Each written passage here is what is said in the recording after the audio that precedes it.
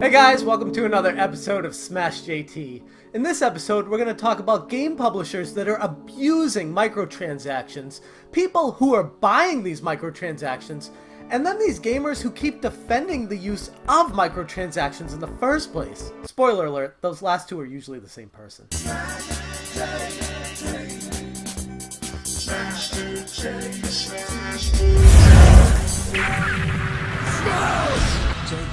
Corporate defenders, identify yourselves. When making my video on Middle-earth's Shadow of War the other day, the video was absolutely slammed by negative comments, angry gamers, and massive dislikes. I wanted to double down on this topic because the reaction from the community was, well, let's just say, beyond shocking to me. It was a reality check. Not just for me, but for all of us as gamers. We live in an age of a seemingly endless amount of games to play, and unable to make any dents in a backlog due to the sheer amount of high-quality games being released on what feels like a daily basis. The games ranging from low-end, one person making the game, to high-end AAA publishers with development costs going through the millions of dollars.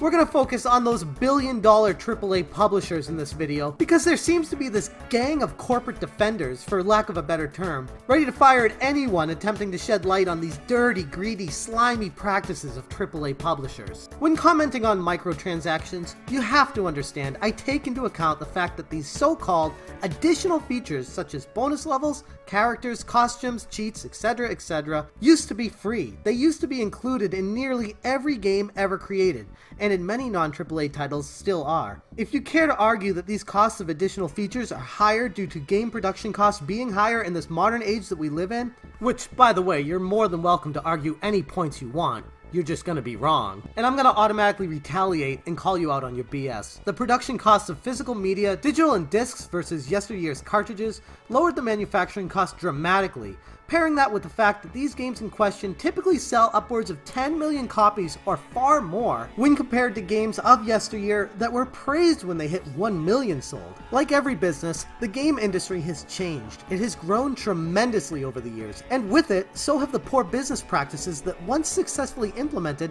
have spread like a virus throughout the industry.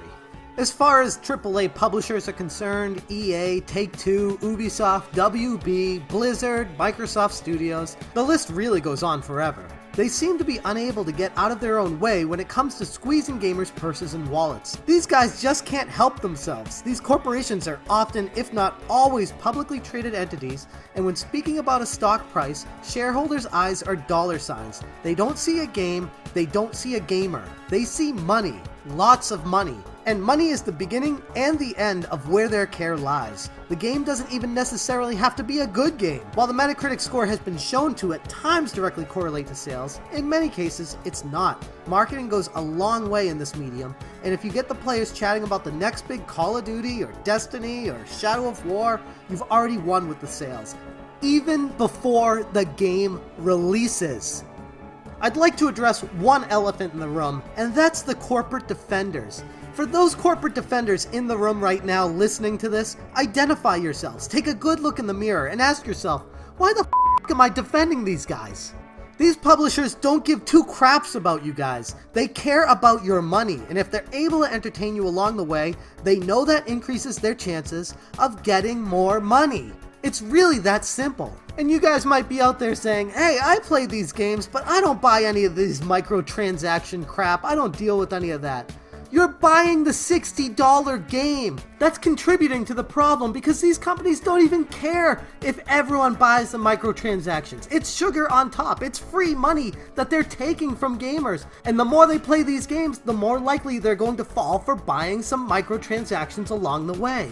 If a publisher is going to be charging $60 MSRP for a game, get the hell out of here with your microtransactions. The only acceptable form of microtransactions in a game is one that is free to play. The idea that these AAA publishers have gone so far as to not only convince Joe Gamer to buy additional content, but to actually pay upfront for the opportunity to do so has completely blindsided me. Shocked my entire view of what I thought us as a gaming community were intellectually at. Now, if you were to tell me you as a company plan on giving these games out like AOL startup discs in 1998, then by all means, put in your microtransactions, your monthly fees, your pathetic attempts at trying to hook unsuspecting gamers at buying things that they don't need to play in a game. But for us to be at this point, to have die-hard fans not only willing to buy these games day one at full price, or even special editions, silver editions, $150 gold editions, before even playing said game,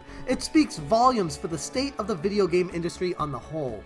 And for all of you so-called gamers out there trying to call me out in my last video, you can't possibly grasp the simple concept of corporate greed, or why the subject of gamers' lack of intellect pisses me off to the extent that it does. You are the problem. If we as a community would stop buying these games with microtransactions in the first place, the practice of gouging gamers would simply cease to exist.